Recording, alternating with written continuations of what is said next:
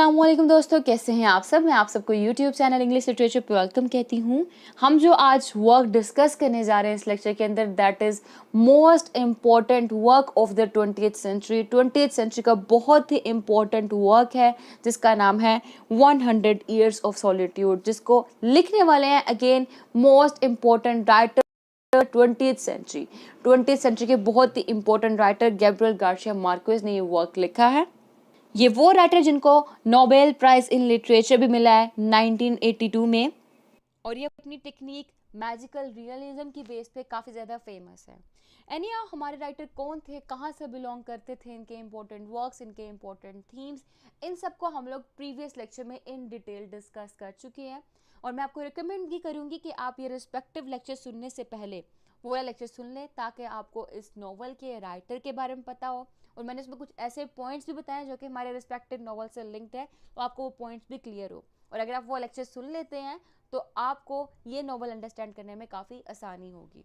Link मैं description में डाल दूंगी, वहाँ पे आप क्लिक करके उस लेक्चर को अप्रोच कर सकते हैं।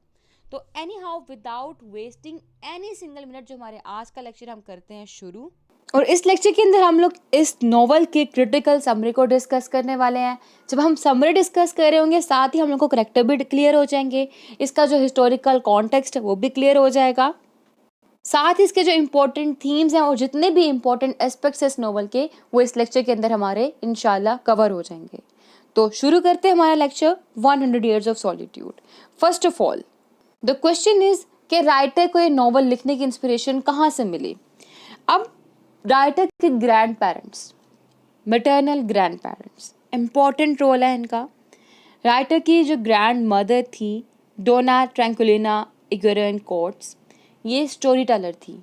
मतलब जब गैब्रियल गार्सिया मार्केज छोटे थे और अपने ग्रैंड पेरेंट्स के साथ रह रहे थे, तो उस ड्यूरेशन में इनकी ग्रैंड मदर इनको स्टोरीज सुनाया करती थी अबाउट घोस्ट, जो कि सुपर नेचुरल एलिमेंट्स कंटेन करती थी। भूत के बारे में, जिन के बारे में, चुड़ैल के बारे में, मीन्स सारी ऐसी स्टोरीज जो कि सुपर नेचुरल एलिमेंट को कंटेन करती थी अपने अंदर, ऐसी कहानियाँ सुनाया करती थी। और सुनाने का तरीका इस तरह से था कि वो रियलिस्टिक लगती थी। उन स्टोरीज में मैजिक का एलिमेंट भी इंक्लूड था और वो स्टोरीज रियलिस्टिक भी लगती थी।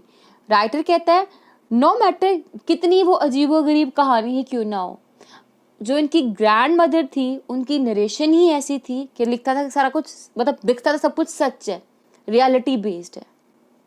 तो राइटर अपने ग्रैंड मदर के उस स्टाइल से काफ़ी इम्प्रेस थे, काफ़ी इन्फ्लुएंस था उनके ऊपर उस स्टाइल का। तो वो स्टाइल जो था ग्रैंड मदर का, वो बेस बना इनके 100 ईयर्स ऑफ सॉलिट्यूड को की। तो इन्होंने उसी स्टाइल को अपनी इस नॉवल के अंदर भी यूज़ किया। इन एडिशन इन्होंने अपनी ग्रैंड मदर के लिए एक वर्ड यूज़ किया, sentence, the source of the magical superstitious and supernatural view of reality. तो ये जो इनकी राइटिंग में इनको इंस्पिरेशन मिली, जो इनका सोर्स बना, वो कौन थी? इनकी ग्रैंड मदर थी। किस चीज़ का source? Magical superstition and supernatural view of reality.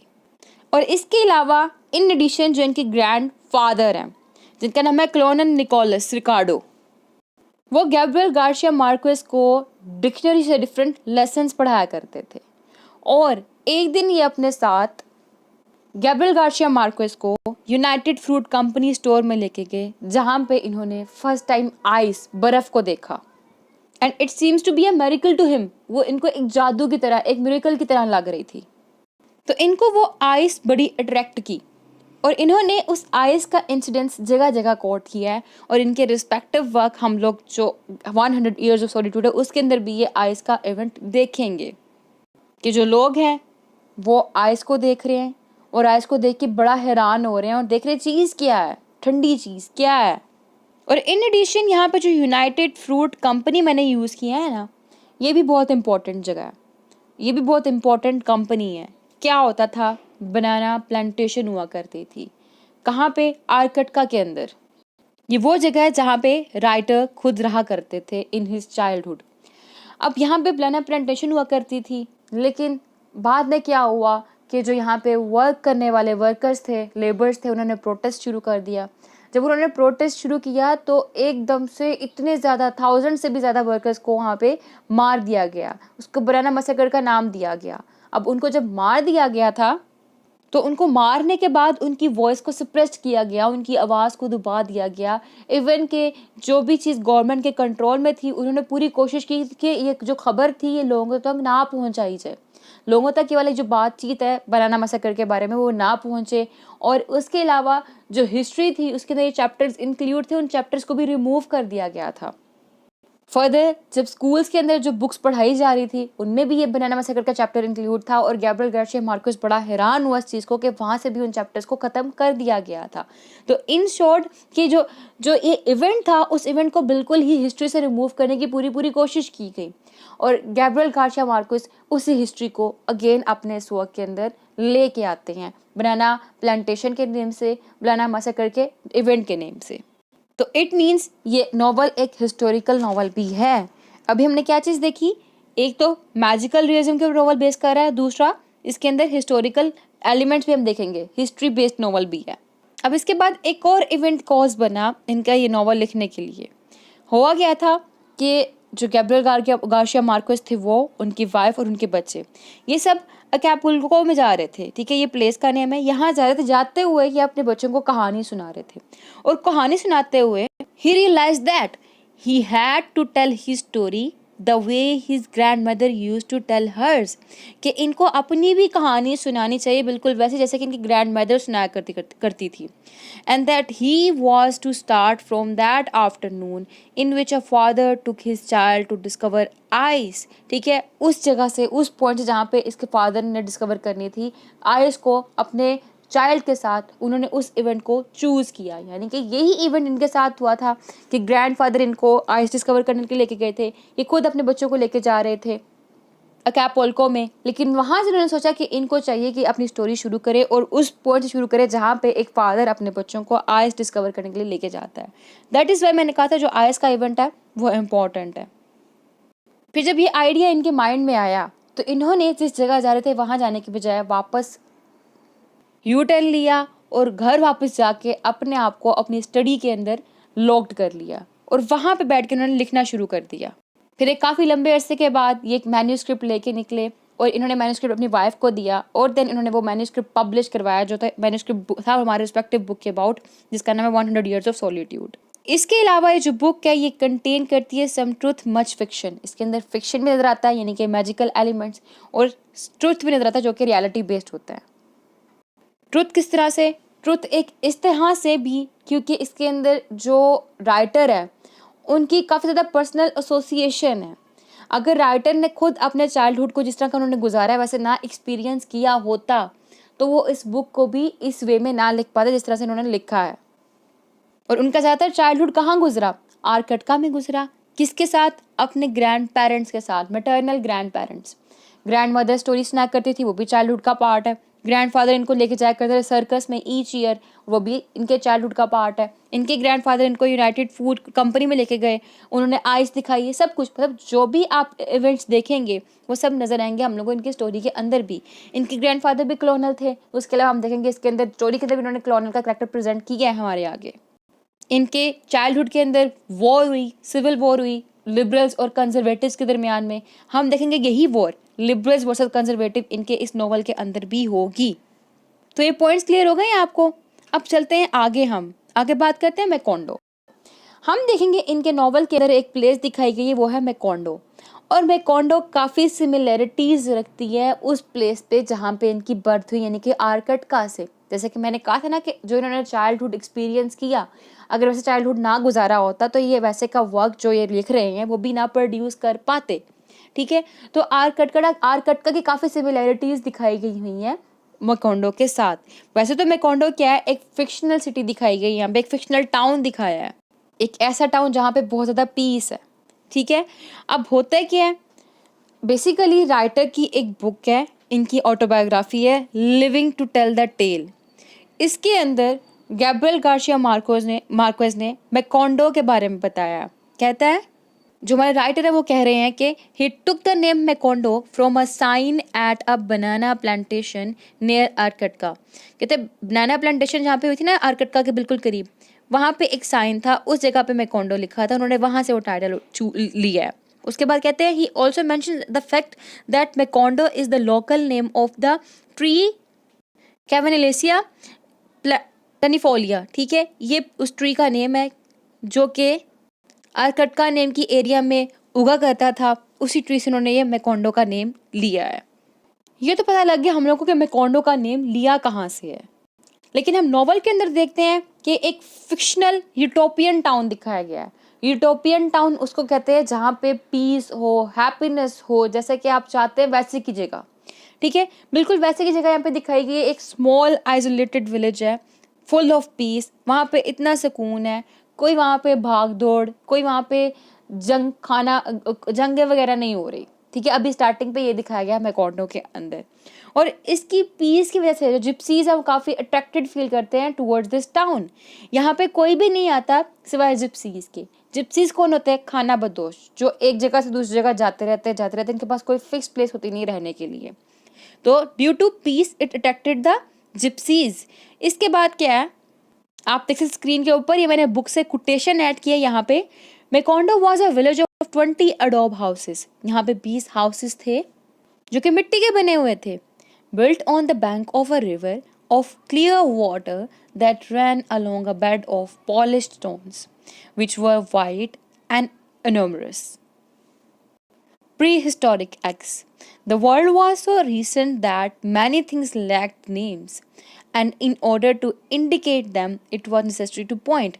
कहता है ये जो वर्ल्ड क्रिएट किया गया था मैकोंडो का, ये अभी बिल्कुल न्यू वर्ड था कि यहाँ पे कई चीज़ों के नाम भी नहीं रखे गए हुए थे और चीज़ों को इंडिकेट करने के लिए इशारा किया जाता था। यहाँ पे बताया इस कोटेशन के अंदर मैकोंडो के बारे में। अब मैंने बात की जिप्सीज, कि यहाँ पे सिर्फ और सिर्फ जिप्सीज आया करते थे और कोई भी नहीं था। तो जिप्सीज कौन है? खाना बदोश। और जिप्सीज आते कैसे थे? अपने साथ कोई ना कोई इन्वेंशंस लेके, नई इन्वेंशंस लेके, जो कि मॉडर्निटी को इंडिकेट करती है। इन जिप्सीज का हेड जो था वो मैलक्वेट्स था। मैलक्वेट्स कौन था? The leader, a heavy gypsy with an untamed beard and sparrow hands who introduced himself as Malquits। ये भी एक कोटेशन है। और ये जिप्सीज आते कब थे? ये हर साल मार्च के मंथ में आते थे। जैसे कि देखें, every year during the month of March, a family of ragged gypsies would set up their tents near the village, and with a great uproar of pipes and kettle drums, they would display new inventions। ठीक है, अब वो नई inventions कौन कौन सी थी? उसमें magnets थे, टेलीस्कोप्स थे, मैग्नीफाइंग ग्लासेस थी। और ये सब इन्वेंशन जो थी वो जोजे अर्काडो बुएंडिया को बहुत ज़्यादा अपील करती थी। ये कौन था? ये बेसिकली हेड था इस मैकोंडो का। यही वो पर्सन था जिसने मैकोंडो को बनाया था। He was the first who founded the Macondo, जिसने मैकोंडो को पहले तलाश किया था। कैसे किया था हम आगे डिस्कस करेंगे। Any how, in new inventions की बेस पे जो कि मैलक्वेट्स लेके आया करता था इस टाउन के अंदर, वो इन्वेंशंस काफ़ी ज़्यादा अपीलिंग वन लगती थी जोजे अर्काडियो बुएंडिया को, और उसी बेस पे जोजे अर्काडियो बुएंडिया ने दोस्ती कर ली थी मैलक्वेट्स से कि मैलक्वेट्स नई नई इन्वेंशंस लेके आता है, वो उससे वो इन्वेंशंस ले लेगा अपनी कोई ना कोई कीमती चीज़ दे के, और क्या करेगा वो इनसे ही वो इन्वेंशंस लेके अमीर हो जाएगा, इनको पॉजिटिव वे में यूटिलाइज करके। इवन के मैलक्वेट्स कहता है इनका कोई फ़ायदा नहीं है, लेकिन फिर भी जोजे अर्काडियो बुएंडिया सुनता नहीं है कोई भी बात, और वो उससे जो उसकी इन्वेंशंस लेके आता है, मैग्नेट्स, टेलीस्कोप्स, मैग्नीफाइंग ग्लासेस वगैरह, ये सब कुछ ले लेता है और ये सोचता है कि मैं इनका यूज़ करके काफ़ी अमीर तरीन आदमी बन जाऊँगा। तो मैलक्वेट्स का करेक्टर आपको क्लियर हो गया कि बेसिकली लीडर है जिप्सीज का, जो कि कोई ना कोई इन्वेंशंस लेके आ रहा है। कहाँ पे ला रहा है? मैकोंडो के अंदर। मैकोंडो कैसी जगह है आपको क्लियर हो गया। अब हमने बात की फ्रेंडशिप विद जोजे अर्काडियो बुएंडिया। अब हम बात करते हैं ये करेक्टर कौन है। ये बेसिकली फाउंडर है मैकोंडो का और पेट्रार्क है बुएंडिया क्लैन का, यानी कि मेल हेड। अभी हम स्टोरी को शुरू करने से पहले जो इम्पोर्टेंट पॉइंट्स हैं उनको क्लियर कर रहे हैं साथ साथ, ठीक है, जो हम लोगों को स्टोरी को अंडरस्टैंड करने के लिए काफ़ी ज़्यादा ज़रूरी हैं। तो हम देखेंगे स्टोरी के अंदर 6 के राउंड अबाउट जनरेशन दिखाई गई हैं। First, second, third, 4, 5, 6, 7, total 7 generation हम देखेंगे इस नॉवल के अंदर, जिनके थ्रू बताया जाएगा कि हिस्ट्री साइक्लिक, है, हिस्ट्री रिपीट होती है, हिस्ट्री अपने आप को दोबारा दोहराती है। जहाँ जाओगे घूम फिर के हिस्ट्री वापस आएगी। History does not move in cycle but in circles, ठीक है। इस स्टोरी के अंदर ये बताया जाएगा इन 7 जनरेशन के थ्रू। और उन जनरेशन में सबसे पहली जनरेशन जो है वो है जोसे अर्काडियो ब्यूंडिया, जो कि हेड दिखाया गया है, जिसके थ्रू फर्दर जनरेशन चलनी है। और यही है फाउंडर मैकोंडो का, इसी ने मैकोंडो को फाउंड किया था। यही है पेट्रार्क ब्यूंडिया क्लैन का। और ये मैन है ग्रेट स्ट्रेंथ और क्यूरियोसिटी का। साइंस के बारे में काफ़ी जो है ना क्यूरियस दिखाया गया है ये कैरेक्टर। ये प्रैक्टिकल नॉलेज के बारे में काफ़ी पागल दिखाया गया, मतलब साइंस को, डिस्कवरी को इतना ये कोशिश करता है कुछ ना कुछ डिस्कवर करने का, साइंस की तरफ घुसने का, पढ़ने का, नॉलेज गेन करने का, कि इवन के साइंटिफिक काम करते करते करते करते क्या है इसका मतलब ऑब्सेस दिखाया गया नॉलेज के लिए। और एट द एंड क्या होता है, ये अपनी लाइफ के बिल्कुल एंड की फेज पे मैड पागल हो जाता है इसी बेस पे। ये लैटिन बोलना शुरू कर देता है बिल्कुल एंड पे जाकर, मतलब अपनी लाइफ के एंड पे जाके। और उसके बाद इसको बचाने के लिए लैटिन बोलना एक ऐसा एक्ट कंसिडर किया जाता है जो कि एक पागलाना एक्ट है, क्योंकि लैटिन लैंग्वेज कोई भी उस टाइम पे अंडरस्टैंड नहीं कर सकता था सिवाय प्रीस्ट्स के। और इस बेस पे क्या किया जाता है इसको, कि मतलब अब ये बिल्कुल पागल हो चुका हुआ है, कहीं इसको कुछ हो ना जाए या लोग इसको मार ना दे, तो क्या करते हैं, खौफ से बचाने के लिए इसको एक बैकयार्ड में, यानी कि जो घर है घर के बैकयार्ड में दरख्त के साथ बांध दिया जाता है। और वो जो दरख्त के साथ बांधना है ना, बेसिकली ये क्रिश्चियनिटी के थीम को हाईलाइट कर रहा है। लैटिन को बोलना भी क्रिश्चियनिटी के थीम को हाईलाइट कर रहा है।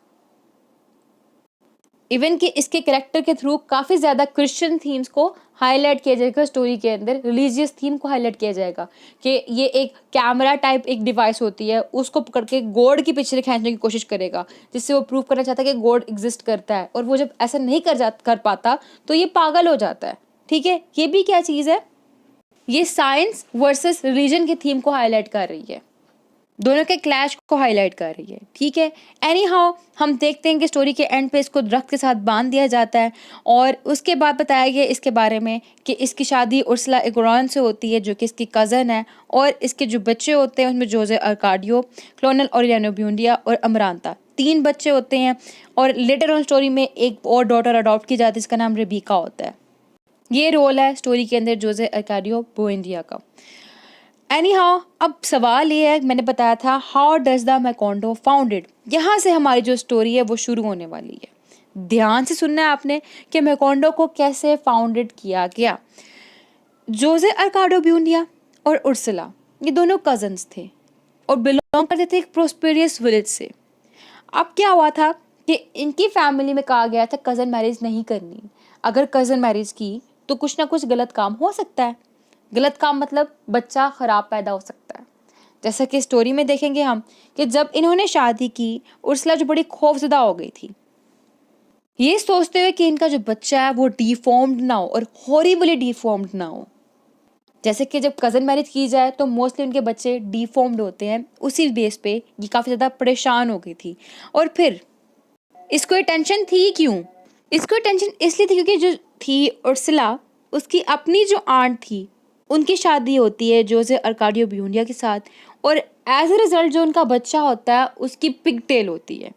अब उस पिगटेल की वजह से जो उर्सुला होती है वो खुद बड़ी परेशान होती है इस चीज़ को सोच के कि हम भी कज़न्स हैं, हमारी भी शादी हुई है, जो हमारी भी औलाद होगी उसकी भी पिगटेल ना हो।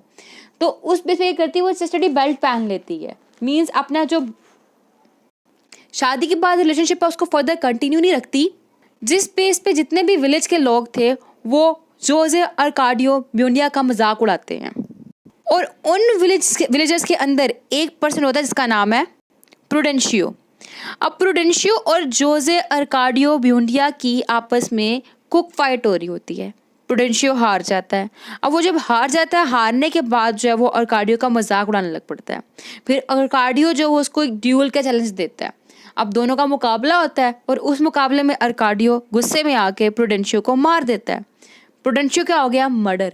अब जब प्रूडेंशियो का मर्डर हो जाता है तो उस मर्डर के बाद अर्काडियो वापस आता है घर पे और उर्सुला के साथ अपने रिलेशनशिप को फर्दर कंटिन्यू करता है। काफ़ी टाइम इनका हैप्पीली गुजर जाता है, लेकिन कुछ मंथ गुजरने के बाद उर्सुला को प्रूडेंशियो का भूत नजर आने लग पड़ता है। और जल्द ही वो जो भूत होता है वो उर्सुला को और जोसे अर्काडियो ब्यूंडिया को डराने लग पड़ता है। जिसपे होजे अर्काडियो ब्यूंडिया जो है वो काफ़ी ज़्यादा ना लाइक गिल्ट फील करने लग पड़ता है कि उसने उसको क्यों मारा, और वो उस प्रुडेंशियो के घोस्ट को उसके भूत को सुकून देने के लिए करते हैं, वो जगह छोड़ के चले जाते हैं। ठीक है, फैसला करते हैं कि वो विलेज छोड़ के चले जाएंगे, और उस विलेज के अंदर एक कुछ लोगों का बैंड होता है जो कि कोशिश कर मतलब वो कहते हैं कि हम भी आपके साथ विलेज छोड़ के जाएंगे, जहाँ आप जा रहे हैं हम भी आपके साथ वहाँ पे जाएंगे। अब ये लोग क्या करते हैं, जिस विलेज में रह रहे हैं उस विलेज को छोड़ के नए विलेज की तलाश में, नए प्लेस की तलाश में निकल जाते हैं। अब वो जब नए प्लेस की तलाश में जा रहे होते हैं तो रास्ते के अंदर ना जो जोजे अर्काडियो ब्यूंडिया है वो सो जाता है। वो ख्वाब में एक प्लेस देखता है जो कि बड़ी खूबसूरत होती है, पीसफुल प्लेस होती है। वो प्लेस बिल्कुल मेकोंडो जैसी होती है, जो मैं पहले आपको डिस्क्राइब कर चुकी हूँ कि मेकोंडो कैसे है। एनीहाउ वो फिर उस प्लेस को ढूंढने की कोशिश करता है, उसको प्लेस नहीं मिलती, वो खुद से फिर एक प्लेस बना लेता है, उस प्लेस का नाम रहता है मेकोंडो। तो आफ्टर 14 months ऑफ वेंडरिंग, इधर उधर घूमने के बाद दे फाउंडेड मेकोंडो, उनको फिर मेकोंडो मिल जाता है। पता लग गया कि आपको मेकोंडो कैसे मिला था इनको, कि ये सारा बैकग्राउंड था, प्रुडेंशियो से फाइट होना, फिर उसके बाद निकलना वहाँ से, फिर ये जाके घूम फिर के मेकोंडो में पहुँचते फाइनली 14 months की सफरिंग के बाद। तो हमने फर्स्ट जनरेशन में कितने लोग देखे, हमने फर्स्ट जनरेशन बेसिकली जो मेन कैरेक्टर्स देखे थे अभी, एक उर्सुला का कैरेक्टर था और दूसरा जोजे अर्काडियो ब्यूंडिया का कैरेक्टर था। वर्ड जोजे को होजे भी पढ़ा जाता है, HOSE के साउंड के साथ। अब हुआ क्या, अब तो ये आ गए मेकोंडो में। जब ये मेकोंडो में आ गए तो जोजे अर्काडियो ब्यूंडिया जो था ना, वो आउटसाइड वर्ल्ड के साथ फाइंड आउट करने की, कांटेक्ट बिल्ड करने की कोशिश करता है। वो आउटसाइड वर्ल्ड को ढूंढने की कोशिश करता है, लेकिन इतनी कोशिश के बाद क्या होता है, इनकी जो कोशिश होती है वो ज़ाया चल जाती है, इनको कोई भी आउटसाइड वर्ल्ड नहीं मिलता। तो थक हार के ये अपना इंटरेस्ट अपने 2 बेटों में शो करने लग पड़ता है, उनको उनका ध्यान देना, उनके साथ खेलना, उनके साथ टाइम स्पेंड करना।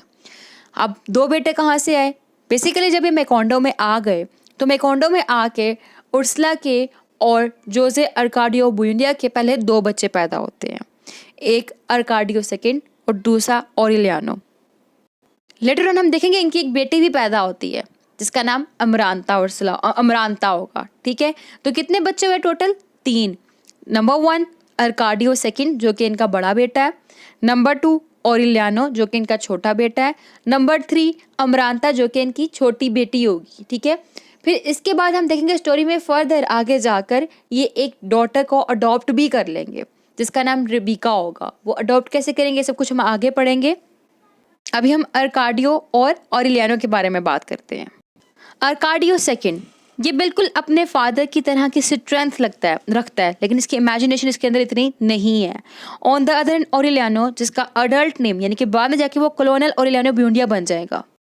एनीहाउ, तो जो जोजे अर्काडियो ब्यूंडिया यानी कि इनका फादर, वो अपने दोनों बच्चों को मीन्स अर्काडियो सेकंड को और ऑरिलियानो को लेके जाता है एक फेयर में, एक मेले में। वो फेयर हमेशा मार्च के मंथ में लगा करता था, और वो मेला लगता किसका था, जिप्सीज का। जिप्सी आते थे और आके मार्च के मंथ के अंदर फेयर यानी कि मेला लगाया करते थे। अब ये तीनों वहाँ पे जाते हैं और तीनों वहाँ पे फर्स्ट टाइम आइस को देखते हैं, और ये आइस को देख के बड़ा हैरान हो रहे होते हैं कि ये क्या है। वो बर्फ़ को ठंडा केक, सफ़ेद केक इस तरह से कह रहे होते हैं। अब बेसिकली मैजिकल रियलिज्म में से जो फीचर्स है ना, उसका एक फीचर ये भी है कि वो चीज़ जिसको हैरान होकर देखना चाहिए उसको हैरान होकर ना देखना, और वो चीज़ जिसको हैरान होकर नहीं देखना चाहिए उसको हैरान होकर देखना। यहाँ पे बर्फ़, इसको हैरान होकर नहीं देखना चाहिए लेकिन इसको हैरान होकर देख रहे हैं। ऐसे ही स्टोरी के अंदर फ्लाइंग कारपेट, आसमान में एक कारपेट उड़ रहा होगा, उसको लोग जो है वो हैरान होकर नहीं देख रहे होंगे, वहाँ पे नॉर्मल जो है ना उनका रिएक्शन होगा।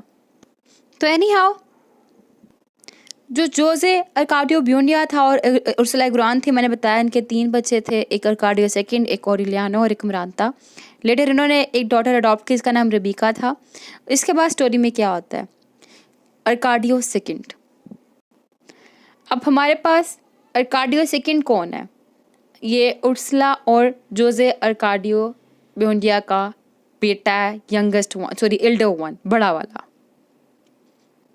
एंड पिलर टेनेरा, अर्काडियो सेकंड और पिलर टेनर जो है ना, ये एक फॉर्चून टेलर है, ठीक है, जो फ्यूचर बताती है कार्ड्स के थ्रू, और काफ़ी मैन के साथ अपना टाइम स्पेंड कर चुकी हुई है। अब अर्काडियो सेकंड और पिलर टेनेरा जो है ये एक दूसरे के साथ टाइम स्पेंड करते हैं और एक दूसरे को पसंद करने लग पड़ते हैं।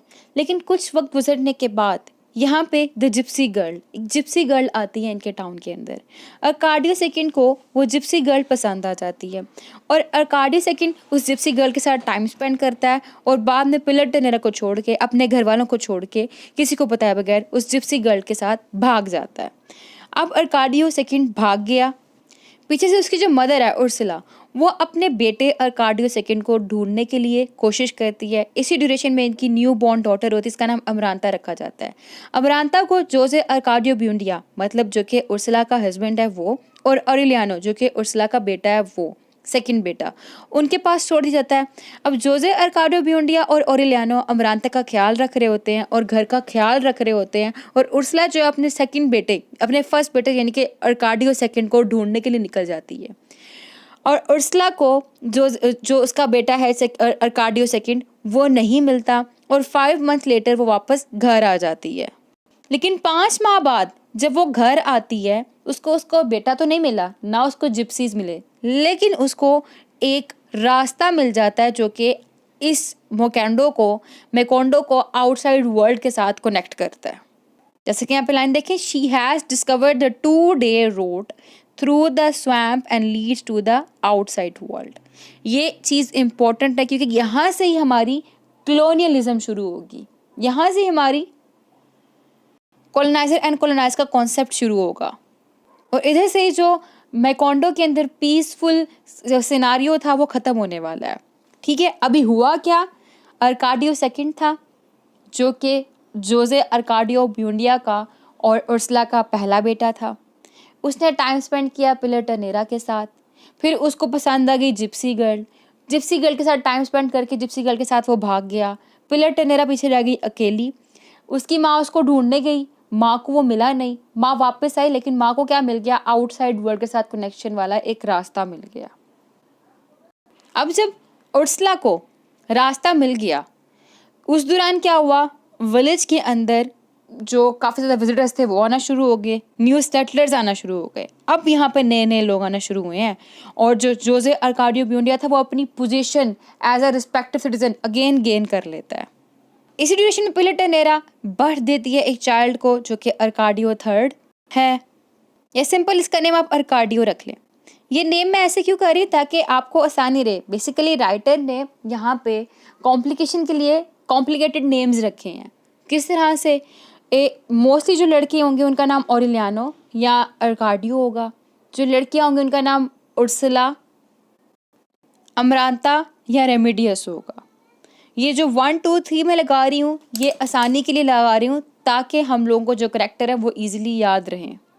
तो एनी हाउ यहाँ पे क्या हुआ, अर्काडियो सेकंड ने जब पिलर टेनेरा के साथ टाइम स्पेंड किया था और बाद में भाग गया, तो उसके भागने के बाद पिलर एक बच्चे को बर्थ देती है जिसका नाम अर्काडियो रखा जाता है, जो कि अर्काडियो सेकंड और पिलर टेनेरा का बच्चा होता है। और पिलर ये बच्चा लेके बेसिकली ब्यूंडिया फैमिली के अंदर आ जाती है और वो फैमिली में उर्सुला ग्वारन इस बच्चे की भी अपब्रिंगिंग करती है। अब कुछ टाइम गुजरने के बाद एक और इवेंट होता है, वो क्या होता है कि कोई इन ब्यूंडिया फैमिली के डोर के ऊपर नॉक करता है और वहाँ पे एक बच्ची, रबीका नाम की बच्ची, जिसका भी नेम नहीं है, कोई भी नेम नहीं है, एक बच्ची वहाँ पे छोड़ के चला जाता है। उस बच्ची के पास जो है एक लेटर रखा होता है, उस लेटर के ऊपर उसकी मदर का नाम लिखा होता है, रबीका मॉन्टेल। तो ये फैमिली ये करती है, ये फैमिली इस ऑर्फन गर्ल को अडॉप्ट कर लेती है और उस लेटर के ऊपर जो उसकी मदर का नेम लिखा हुआ होता है, उसकी मदर के नेम पे इस बच्ची का नाम रबीका रख देते हैं। अब रबीका की आदत क्या होती है, habit of eating earth and white wash. ये अर्थ को खाती है और वाइट वॉश को खाती है और इसको इंसोम्निया नेम की बीमारी है, इसको नींद नहीं आती। और जब ये टाउन के अंदर आती है तो इसके आने से पूरे टाउन के अंदर भी इंसोम्निया प्लेग फैल जाता है, वो बीमारी फैल जाती है कि लोग भी सो नहीं पाते, लोगों को मेमोरी लॉस का प्रॉब्लम होने लग पड़ता है।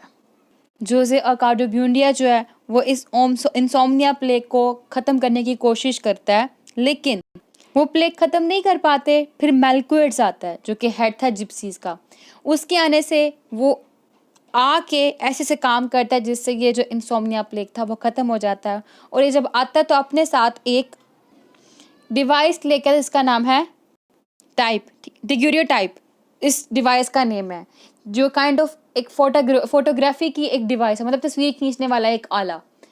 तो क्या होता है, ये अपने साथ ये डिवाइस भी लेके आता है जिसके अंदर फर्स्ट टाइम जो ब्यूंडिया फैमिली है उनकी पिक्चर को क्लिक किया जाता है कि फैमिली इकट्ठी बैठी है और उनकी तस्वीर खींची जाती है।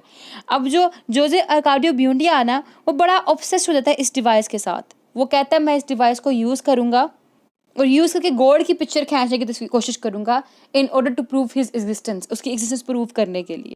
एनी हाउ, एक तरफ जोजे अर्काडियो ब्यूंडिया जो है वो गॉड की पिक्चर्स खींचने की कोशिश करने में लग जाता है, और दूसरी तरफ जो है ऑरिलियानो वो बड़ा हो जाता है। हमने भी स्टोरी डिस्कस की थी अर्काडियो सेकंड की। वो भाग गया था, पिलटनेरा आई, पिलटनेरा के बाद जी हमारे पास आ गया उसका बेटा, पिलटनेरा का बेटा आने के बाद रेबिका भी आ गई। अब क्या हो रहा है जी, ऑरेलियानो बड़ा हो गया है। ऑरेलियानो को एक लड़की पसंद आ जाती है जिसका नाम है रेमिडियस एक मजिस्ट्रेट की बेटी है जिसका नाम है डॉन ऑपिलनर मॉस्कॉट। ये बेसिकली एक न्यू सेटलर है, एक न्यू पर्सन है जो कि मैकोंडो के अंदर आया है। ये एक कंजर्वेटिव पार्टी से बिलोंग करता है। यानी पे मैंने दिखाया था ना कंजर्वेटिव वर्सेस लिबरल्स इनकी फाइट होगी, तो ये कंजर्वेटिव पार्टी से बिलोंग करता है, उनका हेड है। और इसके अलावा इसकी 7 बेटियां हैं, उनमें से रेमेडियस सबसे छोटी बेटी जिसकी उम्र 9 साल है, जो कि बहुत छोटी है। और ऑरिलियानो रेमेडियस से शादी करना चाहता है। ऑरिलियानो बड़ा डिप्रेस्ड है क्योंकि रेमेडियस छोटी है। तो ऑरिलियानो एक दिन काफ़ी बीमार होता है और वो पिलटनेरा उसको अपने पास ले आती है। फिर ऑरिलियानो और पिलटनेरा आपस में टाइम स्पेंड करते हैं और पिलटनेरा जो है वो प्रॉमिस करते हैं ऑरिलियानो से कि वो तुम्हारे रिश्ते की बात रेमेडियस से ज़रूर करेगी। अब इसके बाद सारा मामला जो है वो रेमेडियस के फादर तक लेके जाया जाता है डॉन ऑपलर के साथ। तो डॉन ऑपलर कहता है कि मेरी 7 बेटियां हैं, 6 बेटियां और भी हैं जो कि बड़ी हैं और वो शादी के करीब है, तो तुम उनसे शादी कर लो। लेकिन ये ऑरिलियानो कहता है नहीं, वो शादी रेमेडियस से ही करेगा। एनी हाउ उसका फादर जो है वो मान जाता है और वो कहता है कि जब ये पुबर्टी की एज में पहुंचेगी तब तुम इसके साथ शादी कर सकते हो। अब यहाँ पे स्टोरी में रेमेडियस के बड़े होने का इंतजार किया जा रहा है ताकि ऑरिलियानो इसके साथ शादी कर सके। दूसरी तरफ ब्यूनिया फैमिली की 2 डॉटर्स अमरांता और रेबिका, इन दोनों को पीट्रो क्रिस्पी नेम का एक इटालियन लड़का उससे प्यार हो जाता है। पीट्रो क्रिस्पी एक इटालियन है जो कि एक पियानिस्ट भी है। अमरांता चाहती है कि पीट्रो क्रिस्पी उसको पसंद करे, रेबिका चाहती है उसको पसंद करे, लेकिन पीट्रो जो है वो रेबिका को पसंद करता है, अमरांता को इग्नोर कर देता है। और यहाँ पे ये जो पीट्रो और रेबिका है इन दोनों की इंगेजमेंट हो जाती है। और उसके बाद इनकी शादी की बात की जा रही है तो अमरांता कहती है कि जब तक मैं नहीं बन जाऊँ तब तक ये शादी नहीं होगी। फिर अमरांता कहती है जब तक चर्च नहीं बन जाएगा तब तक इनकी शादी नहीं होगी। मतलब इनकी शादी को फर्दर डिले ही किया जाता है बार बार स्टोरी के अंदर। एनी हाउ इसमें जो मैलक्वेट्स था जिप्सी, उसकी डेथ हो जाती है और ये मैकोंडो के अंदर सबसे पहला पर्सन था जिसकी डेथ होती है। ठीक है, और ये क्वेश्चन भी आता है कि सबसे पहले डेथ किसकी हुई मैकोंडो के अंदर, तो मैलक्वेट्स की हुई थी। और जब इसकी डेथ हुई थी तो यहाँ पे कोई भी ग्रेवयार्ड नहीं था। और फिर सबसे पहले जो ग्रेवयार्ड बनाया गया यानी कि ग्रेव बनाई गई वो मैलक्वेट्स की बनाई गई। बनाने वाला जोजे अर्काडियो ब्यूंडिया था, इन सब का फादर यानी कि इन बच्चों का फादर ऑरिलियानो, और उसके बाद अर्काडियो सेकंड, अमरांता, रेबिका, इन सब का फादर जो था ना उसने पहली ग्रेव बनाई थी मैकोंडो में मैलक्वेट्स के लिए। अब इसकी डेथ हो गई, first person to die. On the other hand story में जो ऑरिलियानो और रेमेडियस थे ये गेटिंग क्लोजर, करीब होते जा रहे थे आहिस्ता आहिस्ता। ऑरिलियानो उसको स्कूलिंग्स भी दे रहा था, मतलब टीचिंग भी कर रहा था, उसको पढ़ा भी रहा था और काफ़ी टाइम का स्पेंड भी कर रहे थे। और इसके साथ साथ स्टोरी में रेबिका और क्रिस्पी दोनों की इंगेजमेंट भी हो जाती है। और हमने स्टोरी में देखा कि ऑरिलियानो ने पिलर टर्नेरा के साथ टाइम स्पेंड किया था, तो इस बेस पे जो पिलर है वो अनदर चाइल्ड को बर्थ देती है, इसका नाम ऑरिलियानो जोजे रखा जाता है। तो पिलर से अब तक 2 चिल्ड्रन आए, एक अर्काडियो और दूसरा ऑरिलियानो जोजे। ठीक है, अर्काडियो जो था वो अर्काडियो सेकंड और पिलर का बच्चा था, और ऑरिलियानो जोजे जो था वो ऑरिलियानो और पिलर का बच्चा है।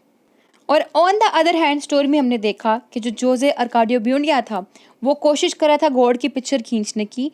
अब वो जब नहीं कर पाता, after failing to obtain a diography of God, क्या करता है अब ये ना मेंटली तौर पे, साइकोलॉजिकल तौर पे काफ़ी ज़्यादा अपसेट हो जाता है, काफ़ी ज़्यादा एग्जॉस्ट फील करने लग पड़ता है और ये पागल हो जाता है और इसको फिर साथ ही साथ ना जो प्रूडेंशियो था उसको भी दोबारा से भूत नजर आने लग पड़ता है इसको। ये जो प्रूडेंशियो का भूत देखता है अपनी लैब के अंदर तो इतना ज़्यादा अपसेट होता है कि ही बिकम मैड, ठीक है, वो पागल हो जाता है। पागल होने के बाद वो लैटिन बोलने लग पड़ता है और जब वो लैटिन बोलने लग पड़ता है तो लोग क्या करते हैं, इसको बचाने के लिए स्पेशली उर्सला क्या करती है कि इसको फैमिली बैकयार्ड में एक दरख्त के साथ लटका देती है इसके मरने तक। अब ऑन द अदर हैंड क्या हो रहा है, रेमेडियस जो है वो बड़ी हो गई है। अब रेमेडियस और ऑरेलियानो इन दोनों की शादी हो जाती है। जब इन दोनों की शादी हो जाती है तो जो रेमेडियस है वो पूरे घर को बड़े अच्छे से देखती है। रेमेडियस जो बास्टर्ड चाइल्ड है कि इनका पिलर टर्नेरा का और ऑरेलियानो का, जिसका नाम ऑरेलियानो जोसे रखा गया, वो उसका भी ख्याल रखती है। वो पूरे घर को, पूरे सिस्टम को काफ़ी अच्छे से देख रही होती है। लेकिन ऑन द अदर हैंड कि जब ये चाइल्ड बर्थ कर रही होती है उस ड्यूरेशन में इसकी डेथ हो जाती है। जैसे कि देखिए ऑरेलियानो कहता है found in her the justification that he needed to live, कि इसको सब कुछ मिल गया इसके अंदर जो कि ज़िंदगी गुजारने के लिए ज़रूरी है, किसमें, रेमेडियस के अंदर। लेकिन ये एक ग्रेट ट्रेजेडी होती है फॉर ऑरेलियानो कि जब उसके पेट में ट्विन्स होते हैं और उस बेस पे क्या होती है, उसकी स्टमक पेन की बेस पे डेथ हो जाती है। तो यहाँ पे रेमेडियस की भी डेथ होगी, ऑरेलियानो फिर से अकेला रह गया। On the other hand Rebeca और पेट्रो क्रिस्पी, इनकी शादी होने वाली होती है। मतलब जब भी शादी आती है कोई ना कोई बीच में ट्विस्ट आ जाता है। और अब क्या, अब इनकी शादी होने वाली है तो ट्विस्ट क्या हुआ, अर्काडियो सेकंड जो कि भागा था जिप्सीज के साथ वापस आ गया। और इस बार जब ये वापस आया तो काफ़ी जंगली हालत में आया, इसके ऊपर डिफरेंट टैटूज बने हुए हैं क्योंकि जिप्सीज के साथ रह के आया, जंगलों में रह के आया, खाना बदोशों की तरह। इस तरह से अपनी इसकी जो कंडीशन है वो भी बिल्कुल वैसी हुई है, लेकिन स्टिल ये काफ़ी हैंडसम लुकिंग रखता है, काफ़ी हैंडसम लुक्स रखता है। आज जब अर्काडियो सेकंड वापस आता है तो अर्काडियो सेकंड को रेबिका पसंद आती है, रेबिका को अर्काडियो पसंद आ जाता है और ये दोनों आपस में टाइम स्पेंड करते हैं। और रेबिका कहती है कि वो पेट्रो क्रिस्पी से शादी नहीं करेगी। अब पेट्रो का दिल टूट जाता है। पेट्रो जो है फिर वो अमरांता के साथ टाइम स्पेंड करना शुरू कर देता है, काफ़ी आपस में बातचीत करते हैं। फिर ये पेट्रो जो है अमरांता को प्रपोज करता है, लेकिन अमरांता अब उसको रिजेक्ट कर देती है क्योंकि पहले पेट्रो ने अमरांता को रिजेक्ट किया था। इसीलिए जब अमरांता इसको रिजेक्ट कर लेती है तो पेट्रो ना जो सुसाइड कमिट कर लेता है। जब पेट्रो सुसाइड कमिट कर लेता है तो अमरांता काफ़ी ज़्यादा ना गिल्ट फील करती है, इसको काफ़ी दुख होता है। ये अपना हाथ जला लेती है, अपने हाथ के ऊपर एक बैंडेज बांध लेती है, मॉर्निंग बैंडेज, जो उसको थ्रू आउट अपनी लाइफ के अंदर बांध के रखती है अपने बाजू पे। ऑन द अदर हैंड जो ऑरेलियानो था अकेला रह गया था रेमेडियस की डेथ के बाद, ये एक पॉलिटिकल पार्टी ज्वाइन कर लेता है। पहले तो ये डॉन ओपिलनर जो कि रेमेडियस का फादर था उसके साथ पॉलिटिकल पार्टी ज्वाइन करता है। जो डॉन ओपिलनर था उसकी पार्टी कंजर्वेटिव पार्टी थी, ये पहले उसके साथ लड़ता है। लेकिन जब ये देखता है कि जो कंजर्वेटिव पार्टी है वो मैकोंडो के अंदर अपना पूरा कंट्रोल ओवर करना चाहती है, वो मैकोंडो को कन्क्विस्ट करना चाहती है, ठीक है, मतलब ये देख रहा है कि जो कंजर्वेटिव पार्टी है वो आके अपना कब्जा जमा रही है, कॉलोनाइज्ड कर रही है मैकोंडो को और खुद कॉलोनाइजर्स बन रही है। तो इस सिचुएशन पे इसको क्या होता है, डिसअलाइनमेंट होती है, यानी कि ये रियलाइज़ करता है कि जो कंजर्वेटिव पार्टी है वो अच्छी पार्टी नहीं है। तो ये उस पार्टी को छोड़ देता है और ये लिबरल्स की पार्टी को ज्वाइन कर लेता है। और जब ये लिबरल्स की पार्टी को ज्वाइन करता है फिर ये लिबरल्स के लिए लड़ता है वहाँ पे। और खुद जब ये लिबरल्स के लिए लड़ रहा होता है तो उस ड्यूरेशन में ये अर्काडियो जो कि पिलर और अर्काडियो सेकंड का बेटा था, अर्काडियो उसको कहता है कि तुमने मैकोंडो को अपनी प्रोटेक्शन में रखना है, तुमने मैकोंडो के अंदर पीस को बरकरार रखना है, कंटिन्यू रखना है, स्टेबल रखना है मैकोंडो के अंदर पीस को।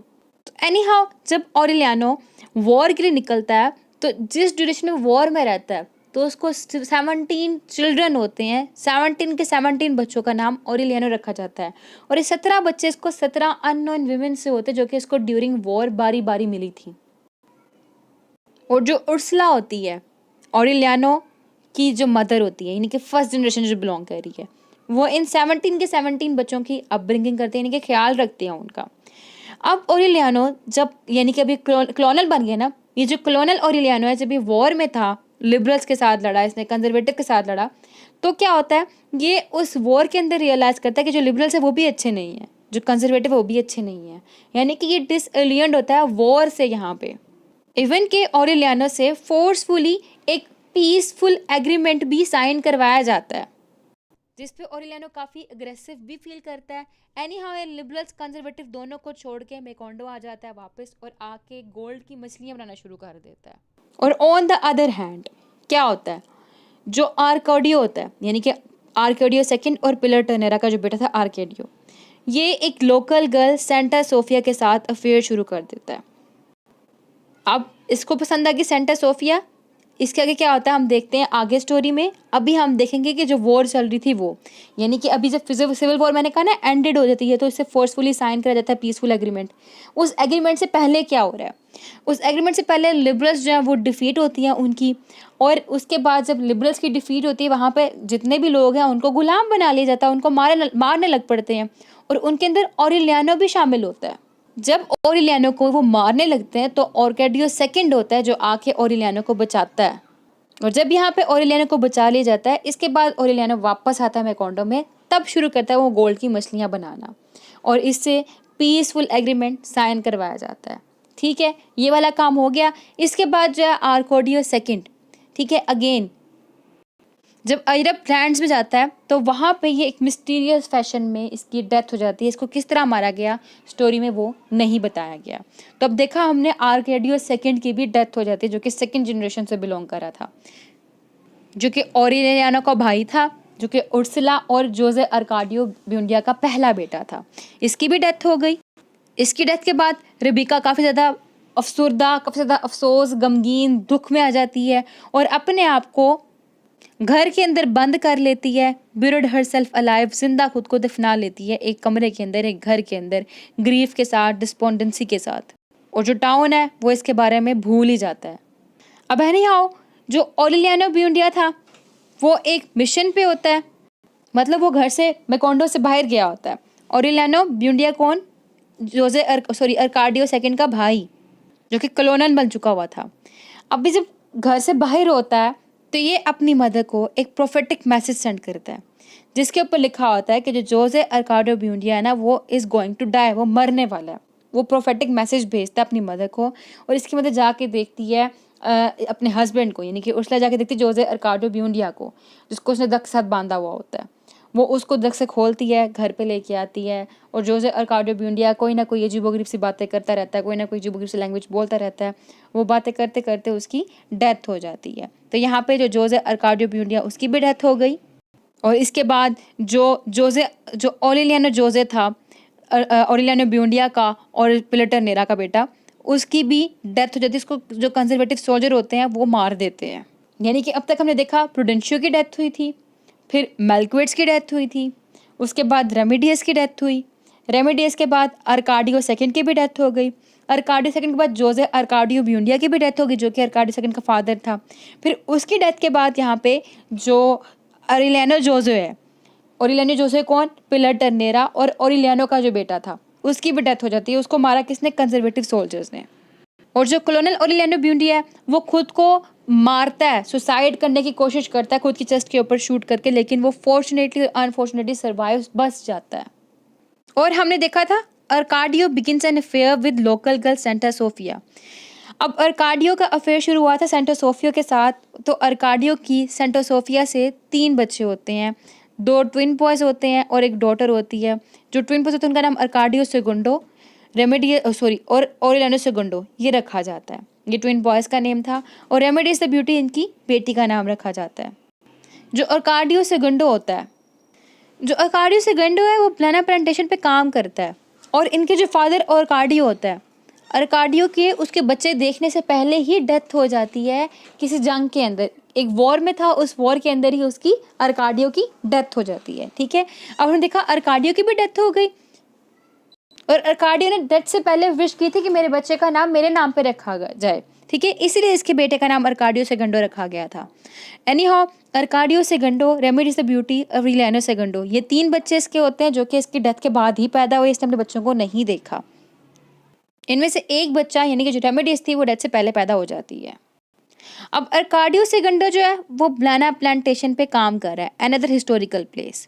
वहाँ पे जब ये काम कर रहा है उस जगह पे स्ट्राइक शुरू हो जाती है। 1000 के करीब वर्कर्स को मारा जाता है थ्रू मशीन, लेकिन ये बच जाता है और ये बच के वहाँ से भागकर मैकोंडो के अंदर वापस आ जाता है और वापस आके खुद को छुपा लेता है।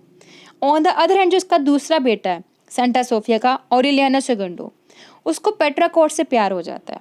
ये दोनों काफ़ी हैप्पीली टाइम स्पेंड कर रहे होते हैं, लेकिन अचानक ही ऑरेलियानो को फर्नांडा मिलती है, उसको फर्नांडा से प्यार हो जाता है। फर्नांडा काफ़ी स्ट्रिक्ट होती है, स्ट्रिक्ट रिलीजियस वुमेन होती है, ये काफ़ी अपर क्लास से भी बिलोंग करती है, लेकिन ऑरेलियानो सेकंडो की और फर्नांडा की आपस में इतनी बनती नहीं, इतनी बॉन्डिंग नहीं होती, तो ऑरेलियानो वापस इसको छोड़ के पेट्रा कोर्ट्स के पास चले जाता है। अब ऑरेलियानो के और फर्नांडा के फर्दर 3 बच्चे होते हैं। एक का नाम अर्काडियो थर्ड, दूसरा नाम रेनाटा रेमेडी है जिसका नाम मेमे है, और थर्ड का नाम अमरांता उर्सुला। 2 बेटियां 1 बेटा पैदा होता है फर्नांडा का। जो इसकी एक बेटी मेमे होती है वो क्या करती है, उसको मोरोशियो बाब्लियोना के नेम से एक मैकेनिक होता है जो कि बनाना प्लांटेशन के लिए काम कर रहा था, उससे प्यार हो जाता है। फर्नांडा को ये चीज़ सख्त नापसंद होती है, वो बाब्लियोना को मरवा देती है। मेमे का एक बेटा पैदा होता है, मेमे और बाब्लियोना इन दोनों का एक बेटा पैदा होता है, इसका नाम ऑरेलियानो रखा जाता है। और उस बेटे की बर्थ के दौरान जो मेमे है उसकी डेथ हो जाती है। अब क्या हुआ, फर्नांडा ने मरवा दिया बाब्लियोना को, ये भी मर गया, और बर्थ के दौरान बेटे की मेमे भी मर जाती है। बचा कौन, अकेला बेटा। अब अमरांता उर्सुला जो कि तीसरी बेटी है फर्नांडा की, ठीक है। अमरांता उर्सुला की शादी होती है गेट्सन के साथ, लेकिन इन दोनों का कोई हैप्पी टाइम नहीं गुजरता। अमरांता गेट्सन को छोड़ के वापस आ जाती है। अब जब अमरांता वापस आती है तो उसको नहीं पता कि जो ऑरेलियानो है वो इसका नेफ्यू है, कि ऑरेलियानो मेमे का बेटा है, इसको नहीं पता। ऑरेलियानो को अमरांता उर्सुला पसंद आने लग पड़ती है, और अमरांता को भी नहीं पता कि ऑरेलियानो को भी नहीं पता कि अमरांता उसकी खाला है, ठीक है, उसकी आंट है, नहीं पता। ये दोनों एक दूसरे को लाइक करने लग पड़ते हैं। ऑन द अदर हैंड जो अर्काडियो थर्ड था, इसका इतना कोई इंपॉर्टेंट रोल नहीं दिखाया गया। आगे मेन स्टोरी जो फोकस की गई वो अमरांता और ऑरेलियानो के ऊपर फोकस की गई है कि ये दोनों खाला और भांजा यानी कि ऑरेलियानो और अमरांता उर्सुला एक दूसरे को पसंद करने लग पड़ते हैं, और जब दोनों एक दूसरे को पसंद करते हैं तो एक दूसरे के काफ़ी करीब भी आ जाते हैं, और एज ए रिजल्ट क्या होता है, इनका एक बच्चा पैदा होता है। और जब बच्चे की पैदाइश होती है तो उस ड्यूरेशन में ड्यू टू हैमरेज जो अमरांता उर्सुला उसकी डेथ हो जाती है। अब कौन बचा, एक ऑरेलियानो बचा और एक उनका बच्चा बचा, ये 2 लोग बचे। और साथ ही साथ यहाँ पे बहुत ज़्यादा बारिश हो रही है, और ये बारिश कब हुई थी, जब बनाना प्लांटेशन हुई थी ना, बनाना मसाकर हुआ था ना, उस ड्यूरेशन में बारिश शुरू थी, जो कि 5 साल तक बारिश कंटिन्यू रही थी। एनी हाउ अब बारिश हो रही है, और बचा कौन, ऑरेलियानो और एक बच्चा अकेला, ठीक है। और वो जो बच्चा पैदा होता है उस बच्चे की टेल पिग की तरह की होती है, मीन्स जो बच्चा पैदा हुआ उसकी एक पिग टेल भी है। अब ऑरेलियानो क्या होता है, दुखी होता है, वो बैठा मेलक्विट्स की लैब के अंदर बैठा होता है, और उसने एक पर्चमेंट दिया था, एक बुक दी थी, उस बुक को पढ़ रहा होता है। वो बुक मिलती है ऑरेलियानो को उस लैब के अंदर बैठे हुए, और उस बुक के अंदर बताया गया था कि इनकी फैमिली के साथ ये होगा, वो सारा कुछ वो पढ़ रहा होता है उस बुक के अंदर। और इस सिचुएशन में क्या होता है, जो बच्चा होता है उस बच्चे को कीड़ियाँ खा जाती हैं, और ऑरेलियानो उस बुक के अंदर इतना ज़्यादा इन्वॉल्व होता है कि वो ये भी नहीं नोट कर पाता कि बाहर इतनी तेज़ हवा चल रही है, इतनी तेज़ आंधी चल रही है कि जिस बेस पे जो इनका घर है वही ज़मीन से ख़त्म हो जाता है। जो मेकोंडो है arrest from the face of the earth, के मेकोंडो भी वहाँ से ज़मीन पे मेकोंडो का भी नामो निशान बाकी नहीं रहता। वो जो मेलक्विट्स की बुक थी वो बेसिकली इनकी जो ब्यूंडिया फैमिली है उनकी हिस्ट्री के अबाउट होती थी, उनके फ्यूचर के अबाउट थी कि इनके साथ ये होगा। और बुक के एंड पे ये मेंशन था कि जो ब्यूंडिया फैमिली है उनको कभी भी सेकंड चांस नहीं मिलेगा, that the history of the Buendias has been ordained and since the beginning and that they will never have a second chance, कभी भी उनको दूसरा मौका नहीं मिलेगा। तो बुक के एंड पे अकेला ऑरेलियानो बचा जो कि अब्सॉर्ब था बुक की रीडिंग के अंदर, और इसी ड्यूरेशन में जो रेड आंट्स आई और वो आके इनके जो पिग टेल चाइल्ड था उसको भी खा गई। और इस तरह से जो सारी नस्ल थी, जो जनरेशन्स थी ब्यूंडिया फैमिली की, वो ख़त्म हो गई। और जो ऑरेलियानो सेकंड था वो डीप डिप्रेशन के अंदर चला जाता है, और वो जो डिप्रेशन के अंदर बुक पढ़ रहा होता है तो अचानक मैंने बताया एक आंधी आती है और कुछ भी बाकी नहीं रहता। इसमें जो थीम था वो सॉलिट्यूड का था, सॉलिट्यूड मोस्ट इम्पॉर्टेंट थीम है। टाइम का थीम था, इंसिस्ट का थीम था, मैजिकल रियलिज्म, रिलीजन, सिविलाइजेशन, इसके बाद plague, politics, the book of Genesis, modernity, female sexuality, sense of illegitimacy, use of prophecy, उसके बाद वॉर, कॉलोनाइजेशन, ये सब इसके इम्पॉर्टेंट थीम्स थे। और करेक्टर इसमें उर्सला का करेक्टर बहुत इंपॉर्टेंट है। आई होप ये लेक्चर आपके लिए हेल्पफुल रहा होगा, आपको सारे पॉइंट्स क्लियर हो चुके होंगे। फिर मिलते हैं अगली वीडियो में अगले लेक्चर के साथ, तब तक दुआ में खास याद रखिएगा। Thank you so much for watching this video. अल्लाह हाफिज़।